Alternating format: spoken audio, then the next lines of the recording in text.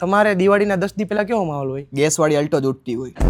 એટલે તો તમે લવિંગિયા નાના મોટા બોમ્બ નો ફોડો? અરે હું તમને હમણાંનું જ ઉદાહરણ દઉં ભાઈ. અમારા ગામના છોકરા ફટાકિયા તો ફોડતા નથી. ગદનાવને થયું ફટાકિયા ફોડવાનું મન, તે ઓલા જગાભાઈની નવી ગાડી પડી હતી ને સીએનજી વાળી, ઈ ગદનાવે ફોડી નાખી. બોલો હવે હું કરી લેવું? ઘરના પાડોશી જેવું જ કહેવાય, બાજુભાઈ નો આવી શકે ઈ લોકો. તો તમારા બાજુવાળા જગાભાઈ કઈ કીધું નહીં? અરે એમાં હું ભાઈ, જગાભાઈ હે નવી ગાડી લેવાના શોખીન, અને છોકરાઓને ગદના ફટાકિયા ફોડવાનો બહુ શોખ થી. બેને વેતે વેત આવી ગયું હતી. આને નવી ગાડી લેવાઈ જાય ને છોકરાઓને મોજે મોજ. સમજે તમે? તમે સાવ આવી રીતે દિવાળી ઉજવો? આથી હમણાં પૂરું થાય ને એટલે હું ગામવાળા બધા ભેગા થઈને ડીઝલ પેટ્રોલના બેરલ ભરવા જવાના હી. તમે એનું શું કરશો? દિવાળીના દિવસે ઘરની બહાર જેટલી ગાડીઓ પડી છે ને એમાં બધા છોકરાઓ ડીઝલ નાખીને નાખતા જાય, પેટ્રોલ નાખીને નાખતા જાય, ગાડીઓ ફોડતા જાય. એમ કરીને બધા દિવાળી ઉજવશું. હેપી દિવાળી.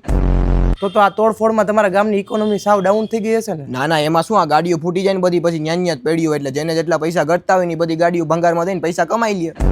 તમે ગાડીનો વીમો ન પકવો? અરે અમે ગામ લોકો શોખથી ફટાકડા ફોડી, તો પછી સરકાર પાસેથી ખોટે ખોટા કામ પૈસા લેવા જોઈએ? તમને ઓલા નહીં ઓલા વરાની વાત કરું તો બધા છોકરા ભેગા થઈને ગદના 10 જેસીબી લાઈનમાં પડ્યા હતા ને બધા જેસીબી ફોડી નાખ્યા. લ્યો હવે એમાં શું કરું? શોખ અલગ વસ્તુ હે ને. વાહ, તમે એકદમ ઇકો ફ્રેન્ડલી દિવાળી ઉજવો છો. તમે બધા પણ આવજો અમારે અહીંયા કાર લઈને દિવાળી કરવા. ના ના, હું પ્રાઇવેટ જેટ લેવાનો પ્લાન કરું છું, એટલે અમે ઈ જ લઈ. અરે તો ચોક્કસ આવજો. અમારા ગામના બાળકોને પણ કંઈક નવો ટેસ્ટ મળશે.